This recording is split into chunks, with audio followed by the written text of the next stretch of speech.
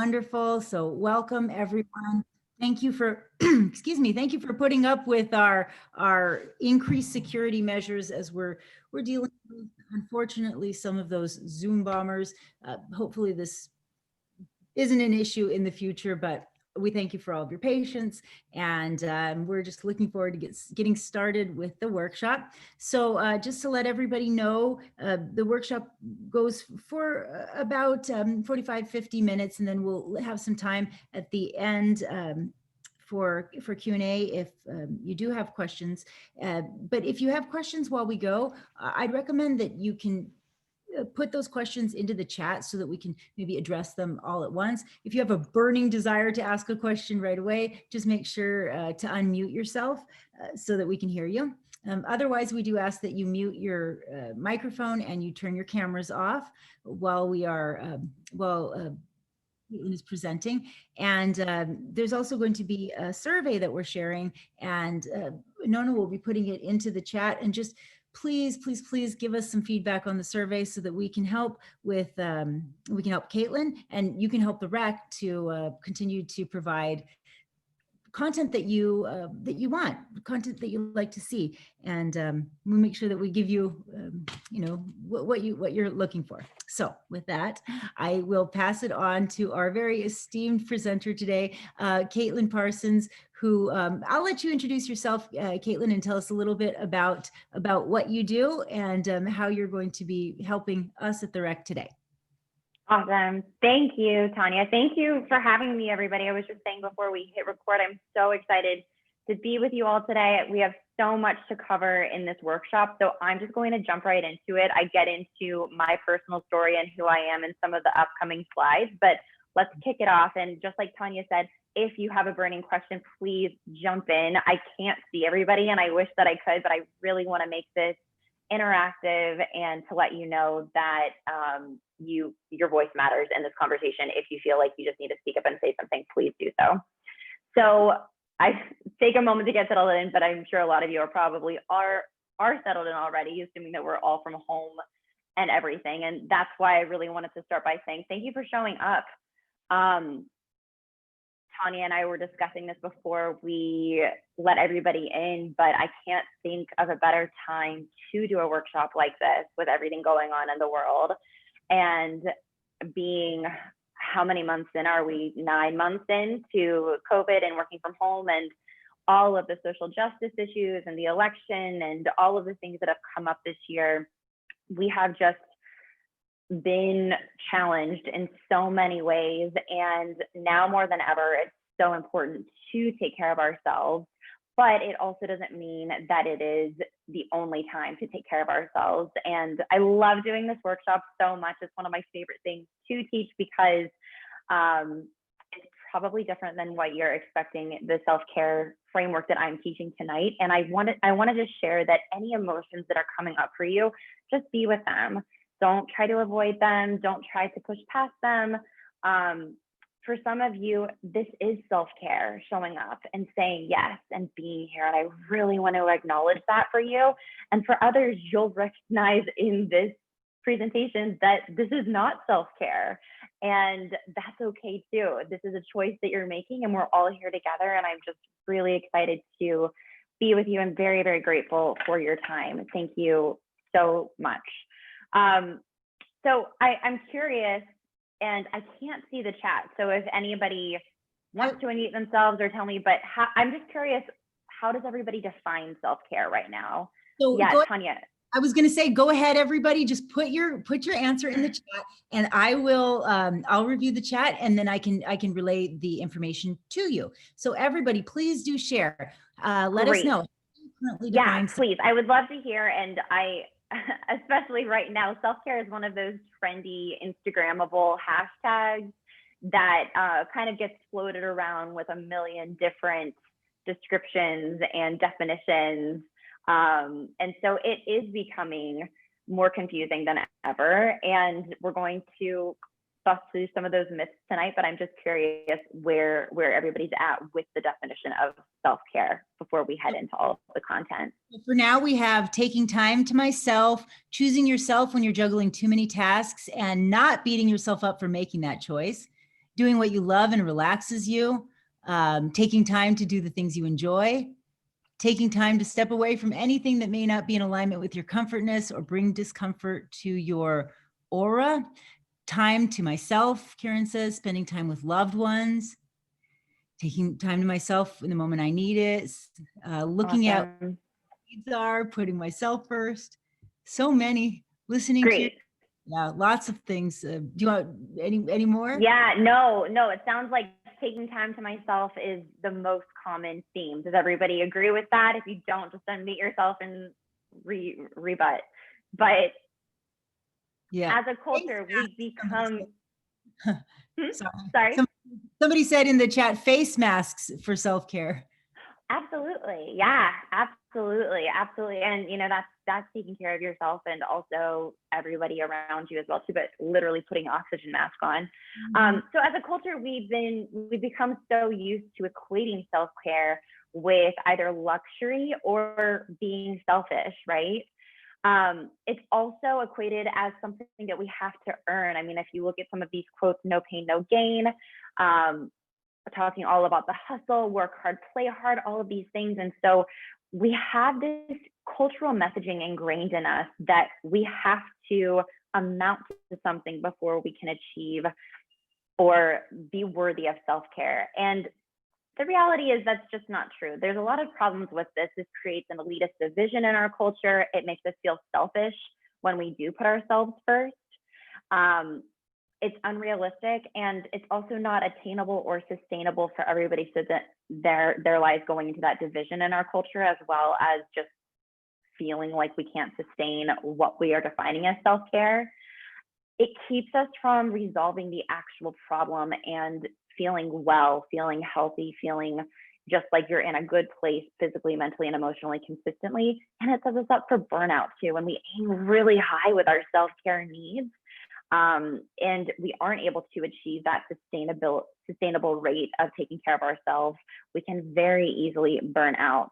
Real radical self-care is selfless. And this is a beautiful example of being selfless and an entrepreneur. This is my friend and colleague and former podcast guest, Anya Volovic, and she battled brain cancer. She's a photographer now, but she is somebody who just consistently shows up for herself day by day, just putting one step in front of the other, and doesn't have to go to any extremes to be able to get to the place that she's at right now, which is true healing. She's recovered from her cancer. She's got a thriving business, and she's at a place where she's sharing her story now because she really had the mindset shift and the tools to take care of herself during these really challenging times. I love this quote so much, I wanted to share. 80 to 90% of self-care is an inside job. You can pamper yourself all day long, but also struggle with congruence. So that feeling of not being aligned with your beliefs or sense of self, processing information, hearing that internal critic. This is from Tiffany Rowe. She is an awesome mental health counselor, and that quote is so spot on to what we're getting into tonight. When we do prioritize self-care, here's what happens. So many things. Our businesses grow. I know that everybody here is either in business, an entrepreneur, or has some type of burning passion of starting a business one day. So when we prioritize ourselves, our businesses grow, our relationships thrive. This is really where creativity kicks into high gear, and we have that innovation. We have those important ideas that we are allowing to flourish and to thrive. Our communities become connected. We feel healthier physically, mentally, emotionally, and so much more. And going back to what we were saying with the face mask comment, you can't pour from an empty cup. You have to put your oxygen mask on first. I'm really going to break this down in just a moment, but this is so true. We can't give if our tank is empty, right? So it's something to keep in mind as we go through all of this. We don't have quite 60 minutes, but in this workshop, we're going to really go over the 3 areas of your life to prioritize and how to really create sustainable self-care so that it can grow with you rather than against you, as well as some signature exercise to get you all up and running with radical self-care. Before we dive in, I do want to introduce myself. So I'm Katelyn Parsons, and I am so so excited to share all this with you. I'm a certified intuitive eating and body image coach. And so I really help women. A lot of my clients are entrepreneurs. A lot of my clients are CEOs and executives. So high achieving business women stop binge eating and heal their relationship with food and their body so that they can feel more confident in their life. And self-care is a major theme of the work that we do together. So through these slides, I will be sharing some client stories, and it is related to food and body image, but that's just one example of how self-care works when we implement it consistently and have the tools to really go there with it. I'm also the host of the Modern Girl Podcast. This is where I share really empowering stories from other women who are business owners or influencers around their personal body image stories. I'm constantly humbled and in awe of all of the women who come on and share so vulnerably. So if you're into stories and are at a place where you feel like you need some support around body image and food, I highly recommend the podcast as a point of entry. And then these are just some other areas that I've been featured on. I love doing workshops. I love collaborating.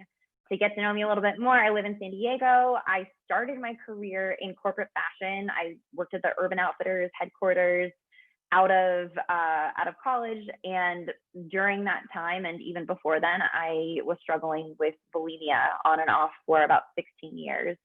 That eventually led me to my rock bottom. I had a couple of those, but the final straw was finding support and really healing my bulimia, but also segueing into more of a food as medicine type of approach that eventually led me into more of an orthorexic, disordered eating relationship with food. So I always say to my clients and just my community at general, so since we're starting to get to know each other, I get it. I know there's a lot of women on this call.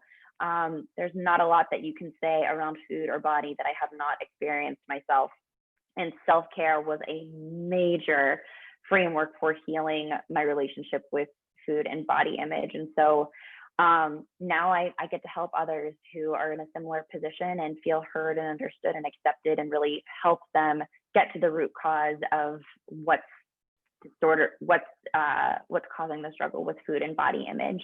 I also like to say I'm not perfect. I'm on this body journey for life. I'm constantly learning. I'm constantly growing. And that's a major theme that I want to lead with in this workshop. Really take in this information with an open mind, with a growth-oriented mindset, and know that this is just one other tool for your toolkit. All right, so let's dive in.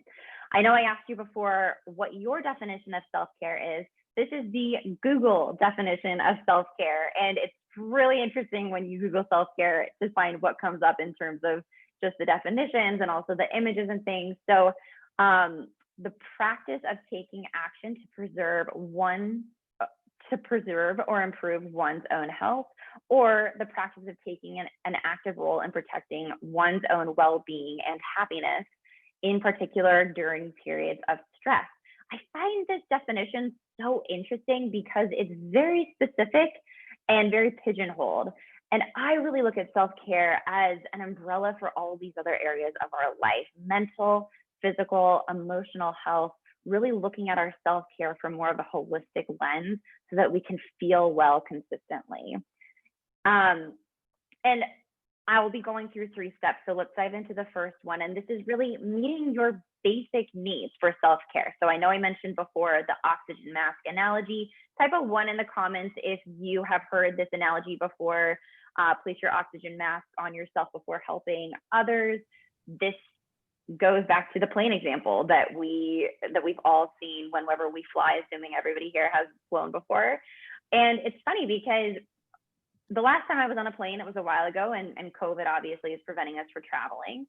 But we're so used to just sitting down, putting on our headphones, or reading our book or magazine, turning on our movie that we're watching for the flight, and just kind of brushing right past that example. But because I teach this now, every time I'm on a plane and I see this demonstration, it's such a strong reminder of why this example is so important for self-care. It's literally impossible to take care of anybody else if we don't have that oxygen mask on ourselves, if we're not filling up our gas tank first, if we're not really prioritizing our health.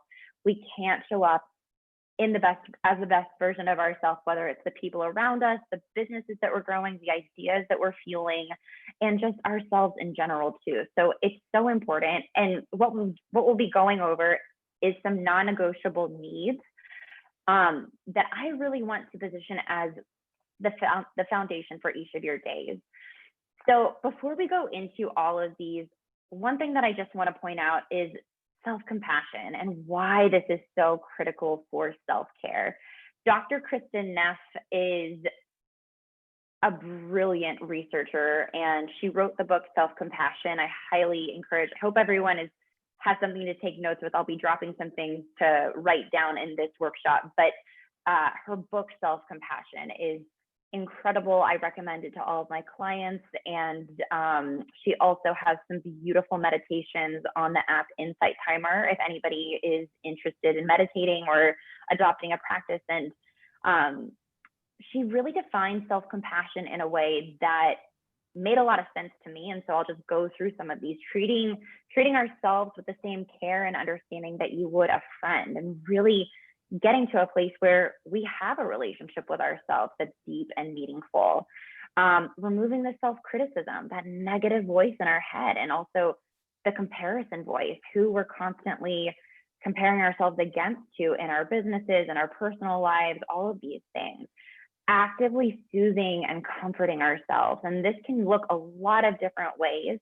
But in those moments of deep emotional distress, sometimes it's just as simple as putting a hand on our chest and taking a few deep breaths and saying in our mind, it's okay, I'm here for you, you've got this. Whatever mantras you want to share that you would tell a friend, going back to the first bullet point.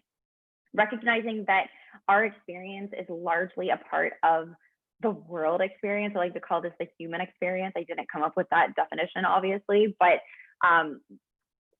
we're all holding hands, right? And I was sharing this with a colleague earlier, but it's interesting because when we come up against these challenges, when it comes to just feeling emotionally distraught or violations being made in our business or just not feeling on all the time, we're all going through that, but on an individual level as well too. And so in those moments that feel really challenging, it's important to keep that in mind, that this is a collective experience, it's a part of being human.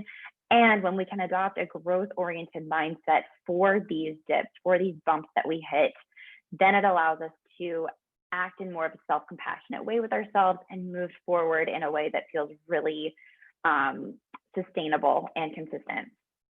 There are dozens of proven positive outcomes with practicing self-compassion. You can dig into the research around this or just read her book. Just take my word for it for the time being. This quote is what. Yeah. I didn't mean to interrupt, but I just a couple of people had sent me a message. Can you tell me again the name of the book? It's Dr. Kristin Neff. Is it self-care? Yes, it's called Self-Compassion. Okay. Thank you. Sorry. Yes, absolutely. No, I'm glad you asked. And aligned with self-compassion, this is really powerful. This is a quote from Gandhi. Your beliefs become your thoughts become your words become your actions become your habits become your values, and your values become your destiny.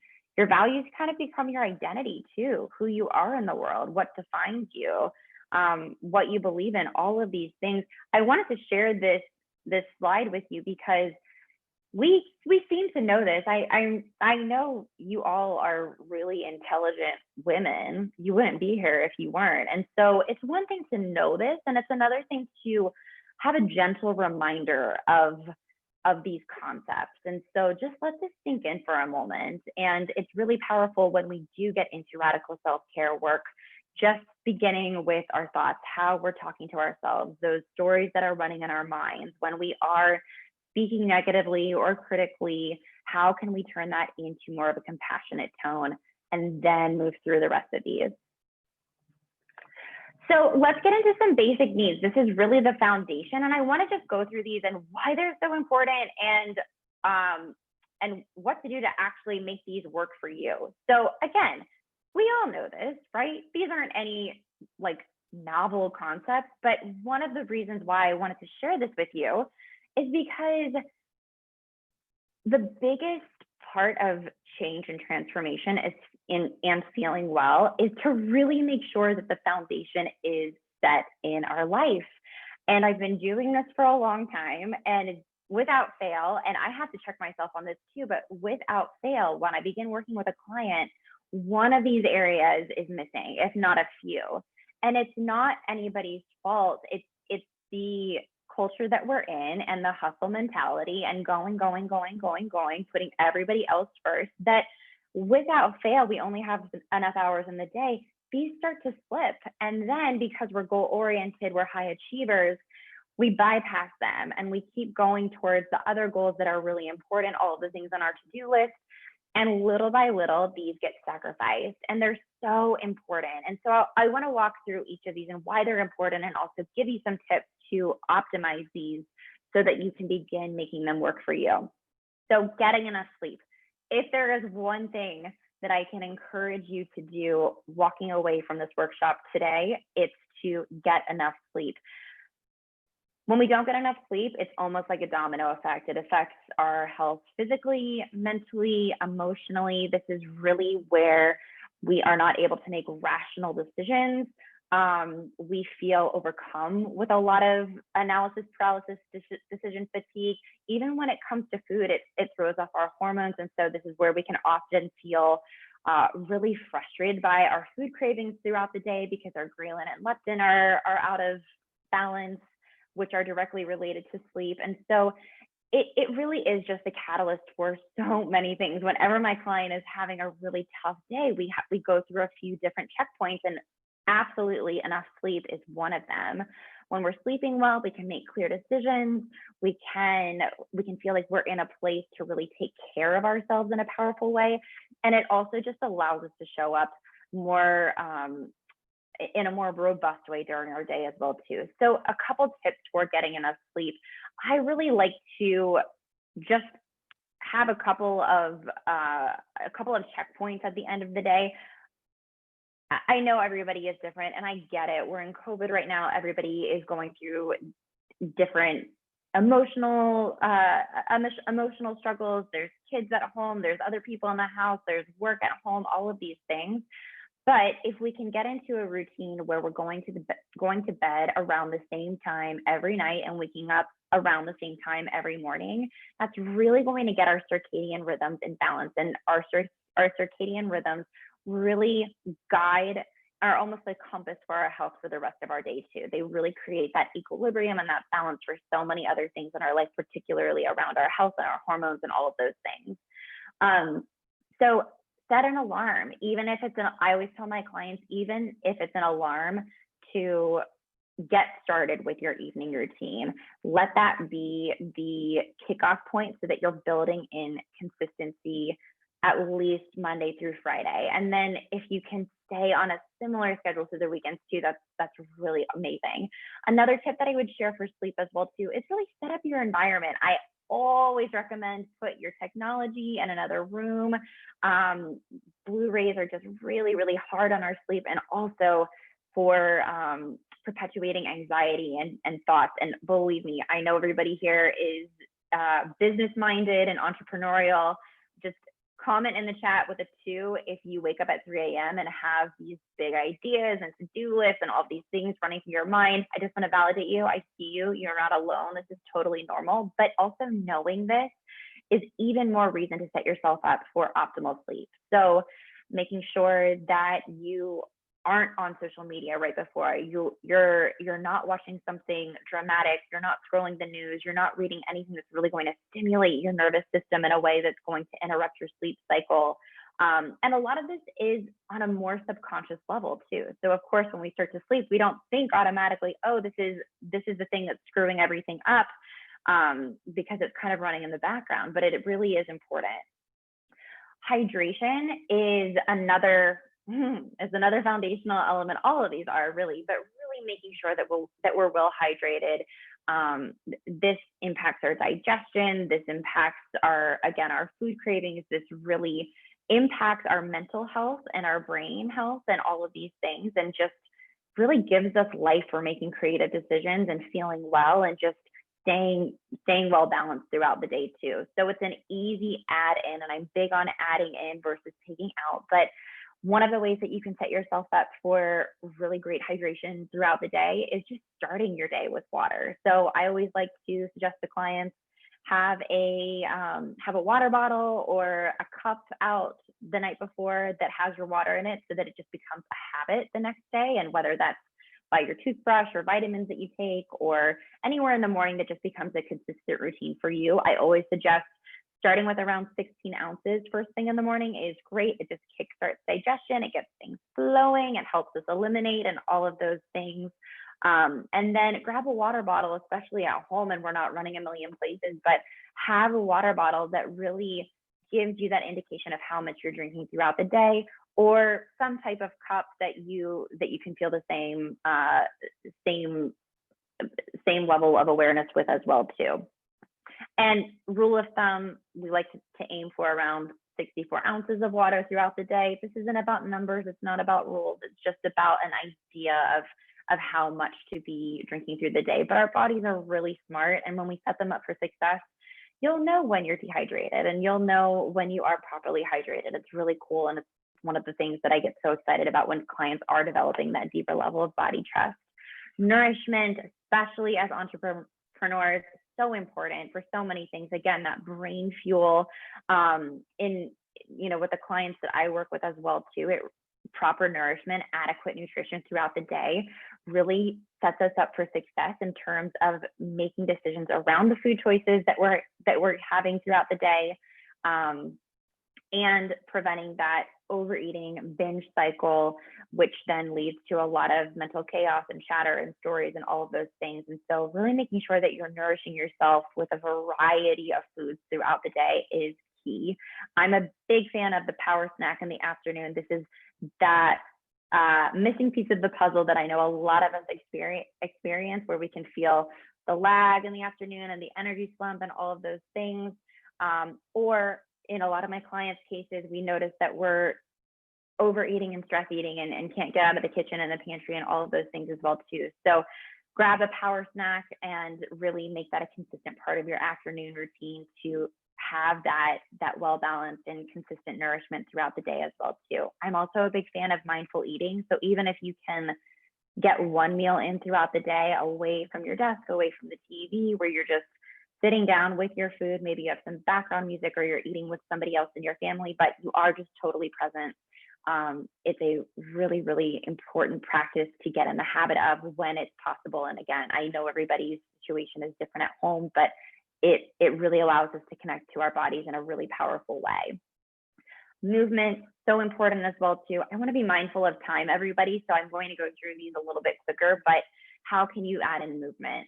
And what type of movement do you enjoy? That's the key word that I really want to stream through all of this as well too. What brings you joy? Is it a walk outside? Is it taking a bike ride? Is it going for a swim at your local YMCA if that's available for you? Again, I know COVID limitations, but how can you move your body even for just a few minutes out of the day?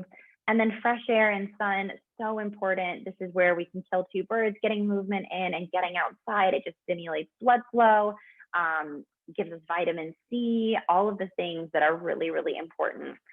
And then, vitamin D. And then values. This is one of my favorite areas to work on with clients, really establishing what our values are. And if you haven't done any work around values, I highly encourage you to get clear on this, your top 5 values. And we'll get into why this is so important in just a moment, but it is really key for building the foundation for your day and self-care. I always like to say this as well, done is better than perfect. Breaking up with the all or nothing perfectionist cycle. And if anybody is familiar with the research of Dr. Brene Brown, she's a catalyst for so much of the work that I do in my business and with clients. But understanding the difference between healthy striving and perfectionism is critical to laying down the shield and picking up your life. Research shows that perfectionism hampers success. In fact, it's often the path to depression, anxiety, addiction, and life paralysis. And this is another quote from her. Perfectionism is a self-destructive and addictive belief system that fuels this primary thought: if I look perfect and do everything perfectly, I can avoid or minimize the painful feelings of shame, judgment, and blame. This isn't just about looks, everybody. Perfectionism is so deeply rooted in our cultures, especially as women. I know we've got a lot of women on this call, but this shows up in all of these sneaky areas of our life, our work, our relationships, our image, our routines. And the reason why I wanted to share why it's important to really dismantle perfectionism around these foundational elements is because it's the one thing that keeps us from getting started. If we're thinking that we have to move our bodies every day, but we're committing ourselves to an hour of movement every day, and we know in our hearts that's just not feasible, then we can get caught up in that perfectionistic all or nothing cycle really quickly. And that's just one example that we can think about all of the other areas that we just covered. So when it comes to letting go of perfection and building this really solid foundation for your self-care needs, it's essential, and it's just about getting started. It's just about taking the first step and doing what is best for you in that moment. So building an evening routine doesn't have to look like a 10-step, 1-hour process. It can be as simple as committing to not going on your phone 15 minutes before bed. That's enough. And that's one word that I really want to instill in this conversation tonight: enough. Let it be enough. Just let it be and keep going, keep moving forward. Okay, when we're getting started with the foundational elements of self-care, these are just some questions to keep coming back to. What is my intention? Is this sustainable? How do I want to feel? So let's go back to the sleeping example again. What's my intention with this? If we understand the why behind what we're doing, it's so much more powerful to build the habit and to do it in a consistent way. Is this sustainable? Again, if you know in your heart that a 1-hour nighttime routine is not feasible, most likely, then let's really temper our commitment with that. Can we commit to, again, the 15 minutes before bed just to start? And then winning if we go to 30 minutes or an hour, but let's set the bar a little bit lower so that we can move forward and just get started on achieving these self-care goals. And then also, how do I want to feel? I want you to connect to this. I want you to feel like you have permission to feel really good in doing this. I want you to get behind the why in a way that feels really powerfully connected to who you are and how you want to feel physically, mentally, and emotionally. This is my client, Jen. I just want to share, I won't spend too much time with this, but she's one of my rock star clients, and she truly embodied building a radical self-care routine for herself and making sure that she had a lot of foundational elements in place through our work together. We worked together for about 6 months, and she has 4 kids. In our time together, she launched her own business, and that wasn't even on her mind before we got started together. When she was able to really show up and take care of herself, she was able to let go of 25 years of disordered eating, binging, have more fun with her family, completely shift her movement routine around, and also have the idea of even starting a business. And so she's just a great example of taking the first step and showing up and putting one foot in front of the other to really build this powerful practice for herself. So we won't spend too much time on this, but if I can encourage everybody to go back to the 6 basic needs and just make an asterisk to write down 1 to 2 ideas for setting yourself up for simple, sustainable success after this workshop tonight. Or if you want to jot anything down while we're going through, you're more than welcome to do that. But it's really important to put pen to paper with this, because sometimes, especially as entrepreneurs, we have all of these ideas floating around and we get so inspired and then we're on to the next thing. But really, when it comes to self-care and building a foundational practice, it is really important to be intentional and consistent and build the habits so that we continue to grow. Okay, let me grab some water real quick. So radical self-care step 2 is creating healthy boundaries. By the way, I just want to share a little asterisk in case anybody else is feeling like, well, that's not me. I never considered myself a perfectionist before last year. And I never thought I had a boundary issue until 6 months ago. And so I want to share this with you because this is me sharing my continued journey in learning and growing. And sometimes having names for things in our life gives us the opportunity to go deeper with it and dig into the research around it, and also make changes in a way that feels sustainable and achievable. So boundaries are so important. And here she is again. I'm kind of obsessed with Brene Brown, but daring to set boundaries is about having the courage to love ourselves, even when we risk disappointing others. Boundaries are scary, you guys. And it's not just conversation based. We'll get into where boundaries are so important in our business, but setting boundaries is an art. It requires practice, just like everything we're talking about today. And the act of setting boundaries also requires really healthy emotional regulation, healthy communication, and also self-compassion more than anything. So all of this really holds hands at the end of the day. Some healthy boundaries for entrepreneurs. There are so many, but these are just a few. When and where you're working, especially at home. I know everybody is working from home right now with COVID, and I'm sure a lot of you are working home even without COVID. But when and where are you working? Where are you checking emails? Where are you responding to clients? All of these things, but really making sure that you have a consistent routine of closing the office, closing up shop at the end of the day and not going back to it, and opening it up at the beginning of the day and not going back to it. Here's the deal. When we let our business run in the background, it burns out eventually. And we're the one who's on the other end of the burnout, right? And so we've got to close the door. We've got to set that boundary around when we're on and when we're off. And when we're off, we're taking care of ourselves, okay?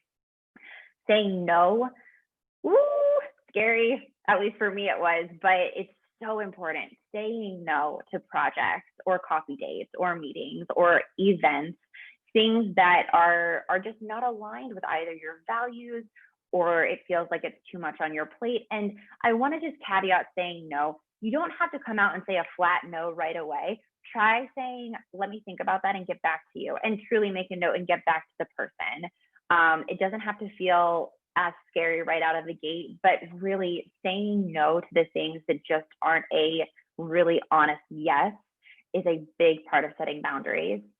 Social media, I have to mention this because everybody's on it, but really setting a boundary around the times that you're online and who you're following and how you're engaging. You can absolutely create a boundary for interaction on social media. So I'm a big fan of intentional engagement. So myself as an example, I get on social media at the beginning of the day, I get on at the end of the day, and I might pop in once in the middle. And when I'm on, I'm either posting and engaging with the content of everybody commenting on my post or whatever I'm sharing, or I'm really intentional about who I'm engaging with. So I've either flagged them in the DMs, or I just know whose page I want to go to either check out or engage with, but really creating that boundary, because especially with social media, this is where comparison shows up, and it's so sneaky. And this is where burnout comes in, because we feel like we're not doing enough. And this is where we can really put ourselves in a position where we're seeing content that is just not serving us, especially in the middle of the workday. It can be really, really challenging. Responding and checking on emails, clients, leads, etc., all of the things. And this is really important too. And it goes back to our first bullet point, but when and where you're working. And this all goes aligned with that, but especially working from home and with most of our emails on our phone, it can be so challenging to just check it habitually, right? And not even realize it. But setting that intention of, when am I looking at emails? When am I responding to clients? When am I engaging with leads? And building a framework around that. And it can be as simple as shutting off notifications. This is something that I do. So let's take clients, for example. All of my clients I engage with on Voxer, which is kind of like WhatsApp. And so This is a communication tool where we're basically holding hands through our entire relationship together. And during the day, we're messaging each other pretty frequently, but my clients know between, you know, I'm signing off at 6 p.m. every day, and I'm not getting back on until 8 or 9 a.m. the next day, and not checking it on weekends too. And that really is a boundary that I've set so that I can take care of them even more powerfully. So just an example, I'm a big fan of shutting off notifications, whether that's text messages or emails coming through or social media. Guys, there's no reason why you have to have social media notifications on, I promise. And then these are just some general ideas from Dr. Nicole LaPera of where else we can set boundaries. So time and energy, physically, mentally, all of these things. Feel free to take a snapshot if you want this. I'm not going to spend too much time on this, but this is really great to show you the examples of where boundaries can be set and why they are so important. Okay, so going back to those values, when we're creating a healthy boundary, really defining your core values. Are they aligned with the core value? And then tuning into how you're feeling before committing to the project or the offer that you've been presented with, or the activity, right? Sometimes it's not even a person.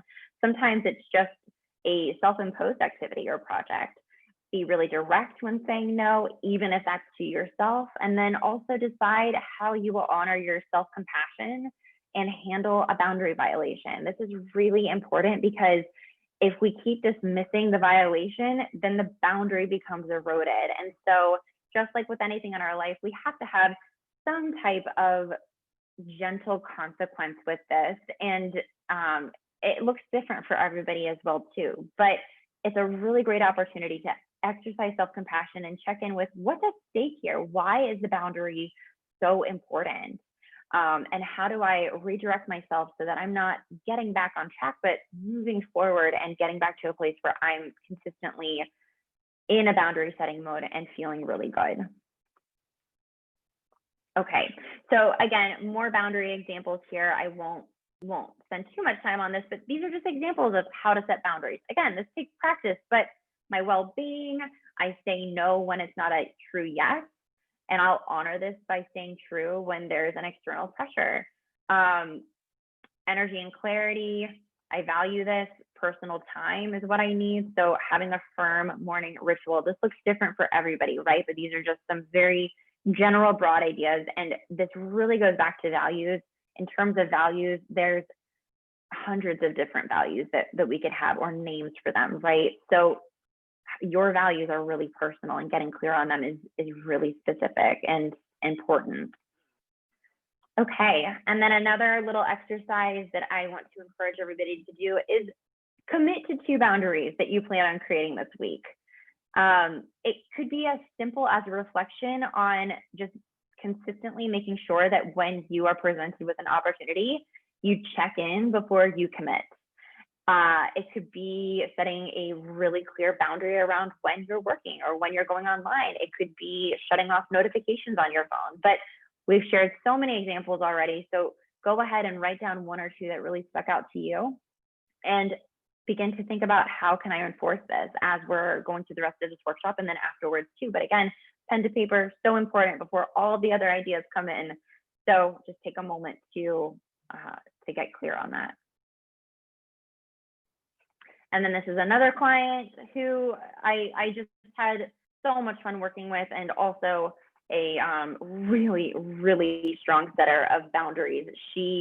Robin is one of my clients who, she's an executive and just stepped into full girl boss, power lady by the end of our time together. Her relationship with food completely changed.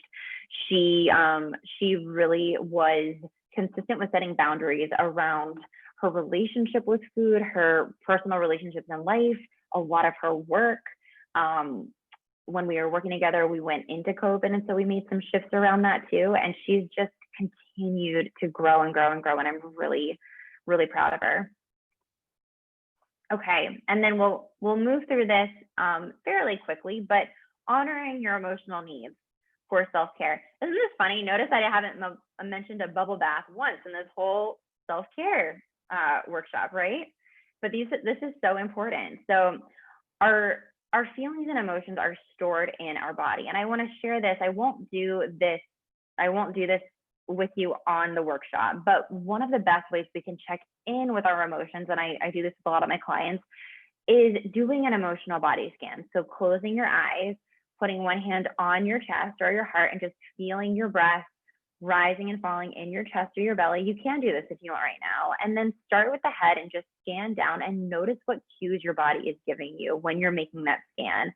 So it might be a temperature change. You might feel heat in your chest, or you might feel a physical shift like your throat is closed off, or you might have a headache, or there might be some type of pain or discomfort or imbalance in your body. Just notice it and stop right there and check in and say, how am I feeling? What do I need right now? What is this emotion telling me? And it's really powerful when we can make this connection of where our emotions are being stored in our body, because when we're moving through our day and we're getting that little body cue, we're getting that nudge, we can check in and slow down and really meet that need in a way that's powerful and aligned with our values and our self-care needs.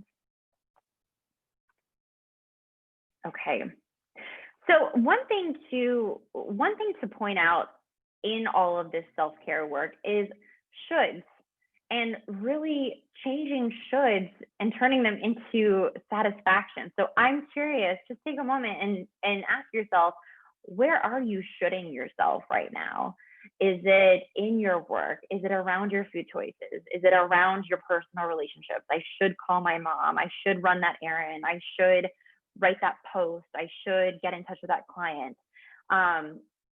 We all have them, right? It's a part of the human experience. So when we can become aware of them, that's where real change and real growth can happen. So turning shoulds into what feels good, right? And so what do I want to do? What's going to really give me satisfaction? And I like speaking about satisfaction so much because it really is the core of the work that I do in intuitive eating and also radical self-care. And the more that we can bring in satisfaction through our day, the more consistently we can keep our cup really filled. And it doesn't have to be overly complicated either. Satisfaction, this is why I'm a big fan of mindful eating, but just noticing, even if you can't eat mindfully without distraction, just noticing when you're eating food. What's the texture like? What's the aroma like? What's the taste? What are the sensations that it's giving your body physically, mentally, and emotionally too? But we all have to eat, right? And that's why food can feel like such an amazing part of our life and also like a drug sometimes. But in terms of bringing satisfaction in for something so consistent, because we have to eat every day, this is a great place to start. Just noticing how your food is making you feel through each of your meals and when you're eating. Satisfaction also shows up in our community and our relationships, our environments, our home environment right now, especially adventure, your personal style, the style of your home, spirituality, career, movement, hobbies, but just start to notice, how am I feeling through all of these parts of your life? And does it make me feel good? Am I satisfied? And just stop there, just pause there and notice, reflect. And again, without reinventing the wheel, letting go of perfection, just notice if something does feel out of balance, what's one shift that you can make? Community and relationships, are you feeling depleted in that area? Or maybe you're feeling overly stimulated in that area. Environment, with the weather changing and everything, it's getting so much darker here. Maybe it would feel really cozy to buy a candle, or maybe it would be nice to have some new bath towels. Maybe you need to clear out some stuff, but really just going through these parts of our life and not feeling like we have to do everything around these areas from a perfectionistic way, but really just reflecting on what would bring me more joy, what would make me feel more satisfied in these areas. And then these are just some general satisfaction suggestions. I won't go through all of them, but there are so many. And I encourage you, I always tell my clients to keep a self-care toolkit list on a journal or like the notes section of your phone, where you can just pause for those moments where you're really noticing satisfaction for yourself. So for me, it's watching a great movie, it's digging my feet in the sand, it's eating a burrito that's delicious and and not awful, because there are a lot of bad burritos. I know it's hard to believe, but it's true. But yeah, having a satisfying conversation with somebody, those are some of mine, and I definitely have them noted down. So when I'm feeling out of balance, or like something is lacking in my life, I can go to that list and I can see if anything on that list is going to meet my emotional need at that point. And then another client, this is Nicole. She's a YouTuber, a burnt out blogger. When we started working together, and one of the areas that we really worked on together was emotional eating and emotional expression, and really taking care of herself and creating a radical self-care practice on her own, where she was able to express herself, where she was able to check in, see what was going on physically, mentally, emotionally, what was lacking, and also getting the courage to ask for help, to ask for support, to be flexible, to let go of perfection, to be consistent, all of these things that we're talking about. So just wanted to toot her horn because she is awesome. This is the exercise that I mentioned before, the body scan. And if you can see in this picture, I'm literally doing this. I'm just putting one hand on my heart, one hand on my belly, feeling my breath, and scanning from top to bottom and just noticing what's coming up. How am I feeling? What do I need? Going through those 2 questions.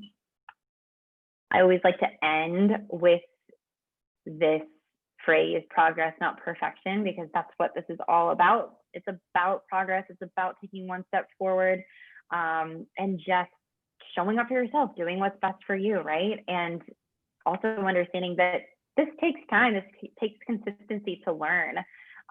A lot of this is new information, and not information that you're hearing for the first time, but new information, in that strategies and tools and skills that you're probably starting to adopt and implement in a really gentle, basic, foundational way. So start small and keep going. And these are some areas where we can connect if you're interested. And that's it. I want to be mindful of time. Yeah. I was we were getting close on time there, but I knew that you were watching the time, and so that was absolutely wonderful. Thank you so much. And some of the things that we did have to rush through, I just took screenshots so that we could come back to them. And everyone here knows all of our workshops will be available for you to access on our YouTube channel within about 24 hours maximum. So you can come back and look as well. I'm wondering if anybody still who's sticking around wants to take a picture together. If you do, I would ask that you would turn on your camera, and I'm going to go ahead and open it up so that we can everyone. Hi, everyone. Welcome. Oh my gosh. I didn't know there were this many people here, you guys. There was like 4 people on the screen. So I was like, oh, nobody showed up. That's like 35. Yeah, that was awesome. So, okay. That's so funny. All right, everybody, we're going to I'm going to give just a second for people who are kind of gussying up, fixing their hair, looking pretty. And I will go ahead and take the photo in 3, 2, 1, and cheese. All right. Oh, we'll do one more. And 3, 2, 1, and cheese. Great. Thank you all for coming. I really appreciate it. Thank you, Katelyn. And thank you. That was an amazing workshop. We'll see everyone again soon. I know a lot of you have to run. Those of you who have the rec with me will come back, and we'll meet just at a little after 6. So thanks, everyone. Good luck with them. Thanks, everyone. Bye. Fill up the survey if you can. Oh, don't forget the survey. Thank you. Everybody's leaving. Yeah, we can always send it to them too. So I'm going to go ahead and stop the recording there.